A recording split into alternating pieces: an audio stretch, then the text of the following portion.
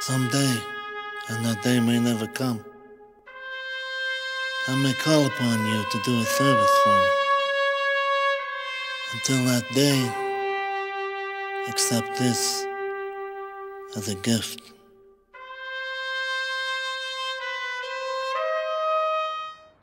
Hi guys, it's Ben here from T-Rex Space Station. How's everyone doing? This is the Godfather, the Black Hand Edition on the Nintendo Wii. Now, if you guys haven't heard of this game or played it before, well, I would highly recommend it. It's absolutely superb. I mean, yes, it's obviously a GTA sort of sandbox type clone game, but it's got a lot more to it than that. Obviously it follows the plot and the characters and things from the Godfather movie, which is obviously a timeless classic, but it also has a lot of extra systems and things that you can do in it. And one of those is the kind of extortion system and getting hold of rackets and businesses. And it just makes for some really interesting gameplay. Now, have I already got this? Oh, thank you. Oh. With that monster gone, I can finally make this a respectable. Oh, I guess I must have done something for this girl already. I didn't realise. But yeah, basically there's a whole incorporated element of taking control of businesses and territories, and some of the businesses that you take will have sort of backdoor or behind the scenes rackets going on, drugs rackets and things, and you can take those over by shooting the hell out of everything, and it just adds an extra sort of dynamic that is really addictive. And the Black Hand Edition, I'm not sure if the normal one does, but the Black Hand Edition has an extra element where you can essentially go through and do an RPG style upgrade system. So you can develop the skills that you want to. Right, so I've found a new racket here. Oh, no. And let's see if we can extort this dude. This is controlled by one of the rival families. I can protect you. And so we're going to try and shake this guy up. Sometimes it gets pretty hairy pretty quickly, and especially if there's like gangsters outside that already run the joint. Things may start to... Yep, oh shit, he says. So those guys outside are obviously not happy about that. Oh, crap. It's all kicking off. And the combat's good in this as well. Oh god, I just took a lot of hits. You two, good friends? Oh no, yeah, that guy is... I don't know why that didn't take... Never know where. Oh god, I'm trying to show you off the combat and just continually screwing it up. There's a bottle of health though, I need that. Oh shit. I'm sure I just picked up some health off the floor. Yeah, this hasn't gone very well to start off with. This immediately peed everybody off. Oh god, how is he getting up from being... I've just shot the guy in the flipping torso and he's somehow recovering. Oh my god, this is not going to go well. But it's just the fun unpredictability of the game, you know, you never know quite what's going to happen. This guy is just ducking and... he's like a flipping prairie dog. Come on. I think that I got him. I better keep low. So yeah, obviously it's got the a cover system. Oh, for fuck's sake. Right, I was obviously way too distracted there talking. So yeah, you're supposed to be able to take over the businesses without getting destroyed like that. That was a pathetic example of how to do it. Right. I've ended up at the doctor's here. Okay, next time I won't suck so much. It's hard because I'm playing it with the sound turned down as well, which means that it's slightly less awareness of what's going on around me, which is obviously making massive excuses about what I'm doing. Anyway, I thought that I would do a bit of a play and waffle type video, because I've not done one of those for a while. Oh god. It's kind of a nice way of doing a talkie while giving a bit of gameplay and having some variety to it. Sometimes just sitting in front of the camera can get a little bit stale. Let's have a look and see if there's a business that I can take somewhere. I used to do a few of these back in the day. Right, let's get that one there. I'm sure it can't be too bad. Let's set the waypoint. Yeah, so there have been a few different questions and things that I wanted to talk about going around on YouTube at the moment. The first one was a question by Dave, Infected Flinch, and he was asking, does it ever feel the same? Kind of referring to, you know, when you buy back games that you used to like back in the day, when you were younger. Does it ever feel the same way that it used to do? Do you ever manage to recreate that same old feeling? And this is a very interesting question. and it's one that I've been thinking about quite a bit. I think for the most part, the sad thing about it is that no, it will never feel the same. It's never going to be like it was back in the day when you were a kid. And I guess there's a number of reasons for that. I mean, firstly, games meant a lot more back then because they were way, way rarer. Right, this time I'm not going to get caught out. Give in or you're dead. It's a Tommy gun! The mask style. I'm going to take out the two dudes before anything else. And now there's loads of them running across the street. I can't remember which family the brown guys are. They're the T family. Oh god, he's coming in. Get out of it. Sadly... Oh god, the bloody cash register's in the way. Sadly, no, I don't think it ever will feel the same. Oh shit, don't shoot him. Oh crap, I just killed the guy. I'm supposed to be taking over his business, not shooting him. Because games were much harder to come by back then. And so there was a much greater value to it when I got one. You know, now it's kind of like I pick up more games than I can play, and they're not as... It's not as important when you do it like that. It just can't be because they're so much more easily accessible, and I buy more of them than I can possibly ever get through. And I'm dying again because this is so hard to play and talk. I'm making very disrupted conversation as well. So yeah, so the importance of the games is not as big because it's just they're way more widely available. I buy more than I can actually get through. I have a big library of games here, and so it doesn't have that same, wow, someone's bought me a game, this is really important and I'm going to play it to death. So the games are sort of devalued in that way. You can get much more games much more quickly, and so the importance of them in that kind of excitement way, it's just not there in the same way that it once might have been. And you know, the thing is, you'll never be able to recreate the feeling that you had when you did something for the first time. You know, I mean, I still remember very vividly, and I've talked quite a bit about when I got my first Mega Drive, and that was something that I wanted for such a long time, and there was so much suspense that Christmas and excitement when I thought that was what I had, and it was just a great feeling. And those first early games that you played will always have a very, very special place in my heart. And you can't recreate that feeling that you had when you first got it. It's just not possible. I think one of the sad things about adult life is that we do often try to make things go back to how they once were, and sadly that's not something that we can do. It's just not within our power to make the feeling go back to how it used to be. As much as we might like it to be.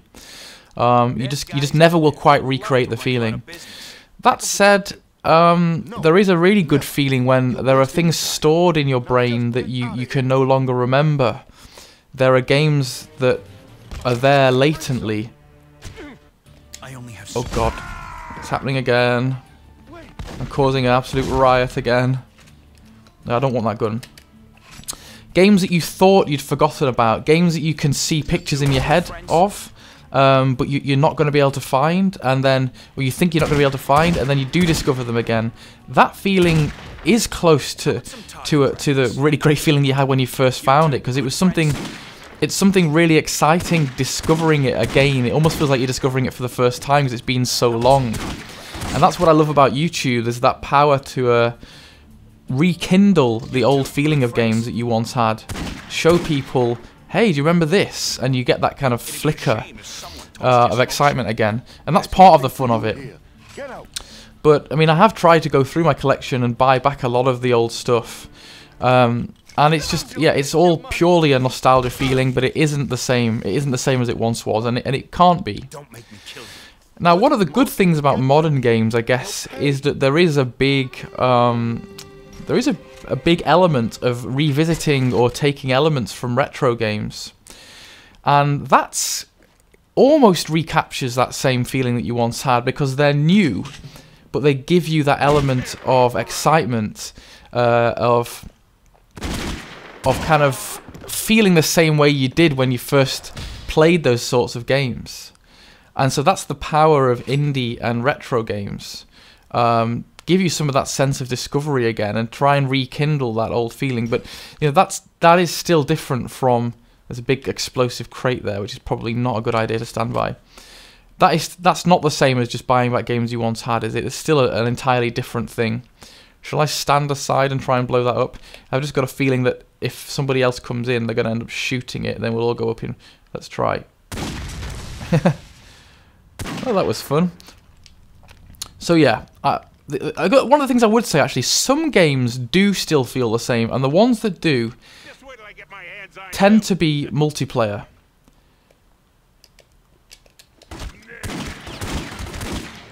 Oh god, this isn't going to go well again.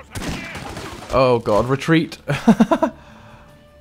They tend to be multiplayer games, so if I think about, like, Quake 2, for example, when I still meet up with the lads and we play Quake 2, it has that same feeling that it did, because you get lost in the game and you have all that excitement, and why would that feeling change? I mean, so I think some games do still hold the nostalgia, but usually for me it's ones with multiplayer that were great to play as a group first time round, and they stay that way. I mean, a good multiplayer game is a good multiplayer game, and you know, you get lost in it, you feel that experience like you once did. And yeah, Quake 2 would be a great example of that. Mario Kart would be another example of that. Right, eat lead. How is he not dying from that?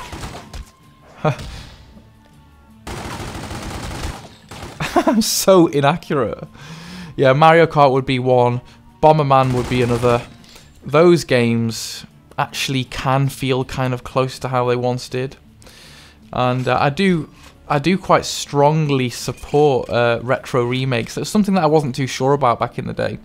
But actually, no, I think that retro remakes are another great way of giving you something new to discover, but actually also simultaneously capturing the beauty and the novelty of the first game. And you know, I really liked for example, the Castle of Illusion remake. I thought that was superb, and it did capture the fun of the original. I'm just really scared about all these explosives that are around. Right, so I'm basically looking for the dude that runs this business. Right, I'm gonna have to blow that up, because I think that otherwise someone's gonna start shooting. Am I far away enough from it here? Probably. And it blows all of the flipping windows out. You're only supposed to blow the bloody doors off. Oh god, right, I'm in free aim mode, which I don't want to be. Right, I'm sure there's going to be rooms full of people waiting to pepper me. And I'm just trying to, you're trying to find, like, the main man so you can extort the business. Not that way. One of these doors here must be openable. No, not that one, not that one. Maybe it's this one. No, these aren't openable. Perhaps we have to use a lift. Strange, unless I accidentally killed the main guy. I don't think that I did, though. So yes, will it ever feel the same? In conclusion, after that very, very rambling attempt, let's put some dynamite down. Oh, I can't, I've not got any. Well, that sucks. No, it won't, but sometimes it can feel close. And certainly sometimes retro remakes do give you that old feeling that you once had, but you know, that isn't specifically what he was asking. He was kind of asking, when you rebuy games that you once loved, will it ever feel the same? No, it's just it's an attempt at nostalgia, isn't it? And I remember a quote. There's a book by Milan Kundera called The Unbearable Lightness of Being, which is like a love story with a lot of philosophy in it. And he basically, there's a quote in that says, happiness is the longing for repetition. And I kind of feel like that's true, like that we're all trying to repeat those beautiful years that we had when we were kids, and the fun and the memories of it. And that's part of being a happy person with a nice life. We all wanted to go back to that same way. Right, give me this business, you mofo. Oh, that worked. He didn't need any extorting. Sometimes you need to slap them about a bit, which is always quite fun. Right, so that's that question. Now, what else was I going to say? Oh, I was actually going to tell you guys a little bit of a life update. I'm never sure how much personal information to include on my YouTube channel. I think sometimes we just, like, completely ignore our personal lives and just show gameplay videos. But then that's very unnatural, because obviously I'm not just a video game gameplay machine. I do also have a life attached to it. Although I agree it's not as important as my YouTube channel. So, yeah, I'm actually going through a pretty big transition period at the moment. In that I've got a couple of weeks left of this job, and then in September I'm going to be moving to London, which is quite an exciting and scary thing. For someone who's lived in Manchester for my entire life, the thought of moving to London is, well, it's exciting. I mean, I'm looking forward to it. But there's obviously, I don't know a lot about London. I don't know if the right areas. It's busy, it's expensive, but mostly I'm excited. It's going to be a completely new job for me, new working pattern, new hospital, and it will be busy. I mean, obviously it's London. Everything's like 10 times busy there. And one of the things that worries me most is the expense of the flats and things. I think I've already taken over this one, haven't I? Yes, this already seems to be mine. There's nothing to do here. So I'm going to be sort of flat hunting for most of August, and then moving in September. Which, yeah, it's going to be... I'm so scared about taking all my video games and my books. It's like going to be so difficult to pack up all this stuff that I've accumulated, and obviously I don't want to mess any of it up. Like, I'm going to be freaking out about the, you know, not messing up my video games or my books. I don't want them to get creased or damaged or anything. I'm going the wrong way here. It's going to be hard. Moving anywhere is a pain in the ass. I absolutely hate it, but it's one of those things that we all have to do now and then. And obviously the space side of things, you can't get as much space in London as you could here, or you have to pay a big premium for it. And so that's one of my other worries, is that, God, am I going to actually have enough space to fit in all of the bloody games that I own? I don't know is the answer to that. Maybe, maybe not. So yes, exciting life things abound.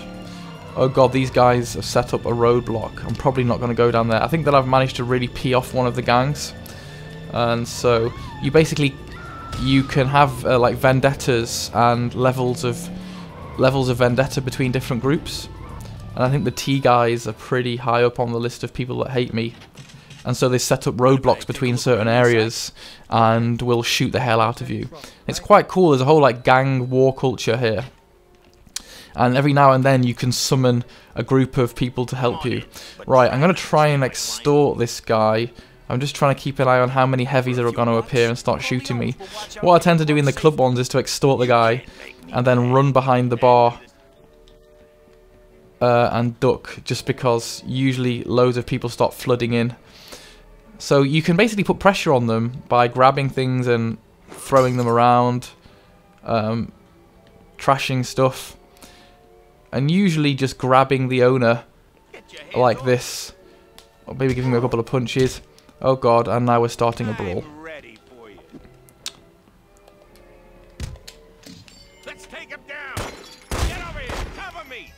So this is basically, as soon as you start to lay a hand on the owner, that's when you start to get into a bit of trouble and things get a bit dodgy. I'm sure a guy just ran off to the left down here.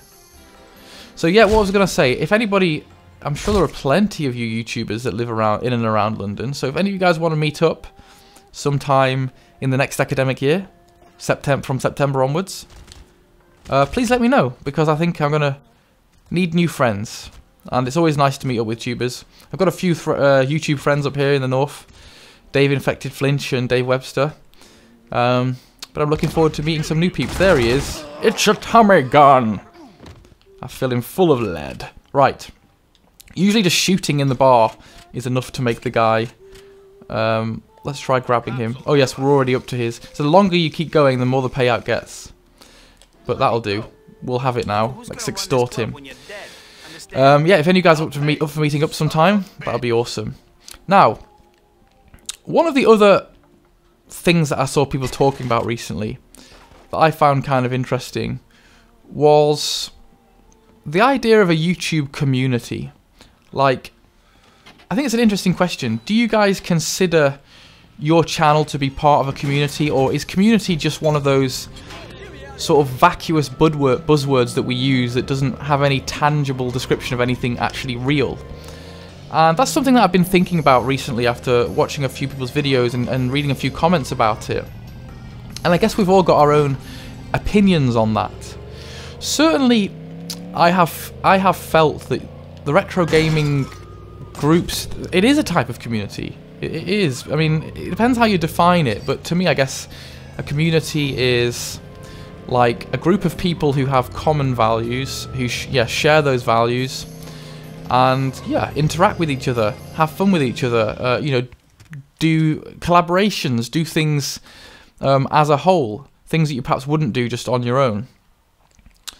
And you know, I definitely think that there's a sense of that here. I mean, that's one of the things that I liked the most about being on YouTube. Especially with the Retro Unlim group, it kind of gave me a sense of belonging, of being part of something bigger. And there's certainly you know, groups of people who interact as a whole, and who do shout-outs and things together. And I think that's great. That's one of the fun things about it. And I definitely do think it's a type of community. I think it can be very hard, actually, just to start up on YouTube. Oh God, I'm on fire. And just, you know, go at it on your own. That's very difficult to do. You need buddies, you need friends, you need people to support your channel, and you need interaction. And it's only through that kind of interaction that anything will grow. And that's, again, just like a community, you know. You can't really, certainly, I think it's very hard to operate as a lone ranger on YouTube. Or at least it is nowadays. Maybe if you've already made it, or if you were one of the early YouTube channels. But now it's so saturated, I think it's very, very difficult to be a lone ranger. And I certainly rely on the sense of community for my channel to work. I guess that sometimes the term is overused, though, and I guess even within that community there are certain subgroups that are more likely to talk to each other, that do things together. But that's just like anything, isn't it? There are always going to be subgroups that form, and certain friendships that are closer than others. But I think that one of the things we should try to avoid is being too cliquey. And I think that there's definitely a temptation to just stick within the people that you know and not really meet many new people. But you know, I think that's where things like Play Expo and those kind of events really come into play, because you get a sense of being part of something bigger, and of your shared values tying into something that's greater than just your YouTube channel or the few people that you interact with on there. And so yeah, I think that there is a community here, and I think that it's important to try and maintain that. Especially for smaller channels, you know, because you rely on it, you need it. And that brings me on to another subject as well, I'll come on to in just a moment. Let's try and get a mission first. Who've we got here? Hey, I got some important news for you. Clemenza asked me to tell you to go over and meet Tom Hagen. Right, I'm trying to do my cool kind of American-Italian accent there. Stay for a drink, though. I need to talk to you anyway. The missions are already fun. They follow the plot of the film. Meet with Tom Hagen at the Corleone compound. But doesn't this guy want to go for a drink first? I'm just going to follow him through here. It's cool, like, the better your respect level is, the more you can sort of hire people to do stuff. Let's see what this guy over here has got to say. I help the Corleone family with awkward situations, but I could use some assistance. You interested? It's nice. There are these, like, really interesting little side quests that you pick up. Let's see what he's got. Using some of the streets gangs against us. Take him out. Yeah, often it's assassination missions, which is obviously really fun. Right, so this is an assassination mission. Make him burn. Use Molotov cocktails or explosives to make him fry. So usually you can kill them and you get a bit of money, but if you can do it with the special conditions, you get more, and you get more respect as well. Respect is what you need to level up. Let's see what this guy's got to say. Sometimes they just have like bits of advice, but other times it's like missions. Tom's got you flying out to LA tonight. You better meet him. Right, fair enough. I don't want to go to LA yet, though. I want to go do assassinate. Oh, what? Oh, I've parked too close to that bin. What's going on? Get in the car, you weirdo. Right, let's take a better vehicle then. Yeah, one of the other things I think that's important is shoutouts. I mean, that's another community thing. That's one of the few ways that a small channel, one of the only ways that a small channel is going to grow in any substantial way, with any speed. Otherwise, it's bloody slow. And certainly my channel has relied on certain very salient shoutouts that really helped me along, and without them, I would have just struggled desperately. But recently, I've had a couple of annoying things. Sometimes people treat shoutouts like something that can be traded, which kind of cheapens the experience. One time I had a guy comment on my channel like, hey, like your videos. Obviously, this is always really brief. Like, they always say something very nondescript, like your videos, but there's no specifics that refer to the content of the video. Like, have you actually watched any of it? Like, which bits of it do you like? And then it's like, you know, check out my channel, and if you subscribe, I'll give you a shout out. And so it was kind of basically using his shout out, his channel that had more subs than me, as bait to make me subscribe, like it was something to be bartered with. And that to me is the complete opposite of the point. I mean, if you like my channel, if you actually think that what I'm doing here is good, then shout it out, but don't involve me in the process somehow, like I have to owe you something or like I have to barter with it, because that's not, I'm not here to do that. I don't want to sort of trade something for a shout out. You know, you either do it or you don't. And it becomes very cheapened when people use it for leverage to try and basically improve their channel or get people to subscribe to their channel. It's not to be bartered with. And certainly on Twitter and a couple of times on YouTube, I've had people message me and basically say, will you give me a shout out? Asking me to give them a shout out. And the answer just has to be no. I mean, I'm sorry, like it just can't be used like that. You can't ask for it, because then it instantly becomes devalued.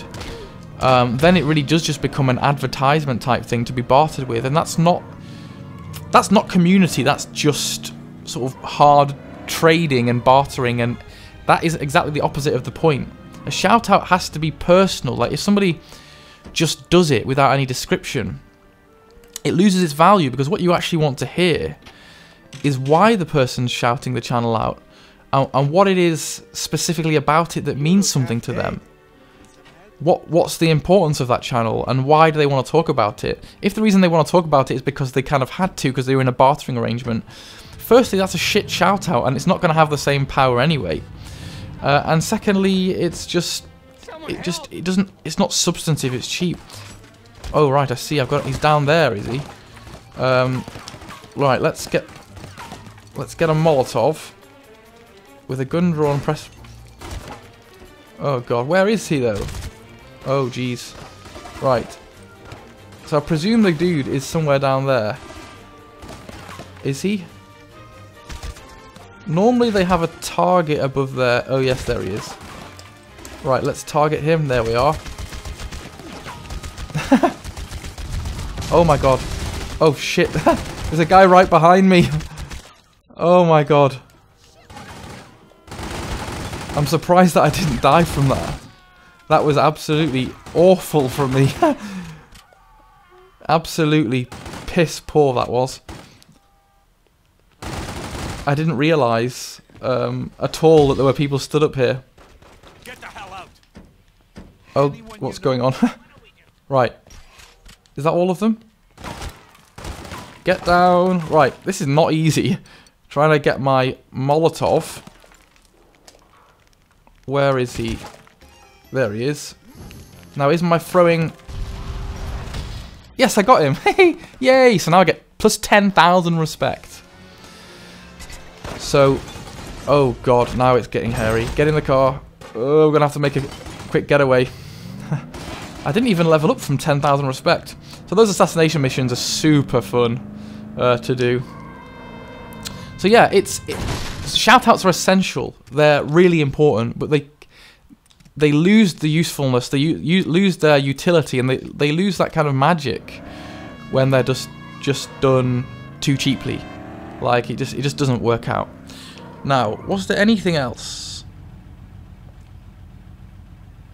No. I think that was all that I wanted to talk about. I probably rambled on for far too long. This is the Godfather on the Wii. You can get this for less than £5, and I would really recommend it. It's super fun. And I hope you've enjoyed this extended waffliness, because sometimes it's nice to talk for a bit longer, isn't it? Okay guys, take care. I'll speak to you all soon. And maybe I'll see some of you when I move to London. Who knows? Alright guys, see you now.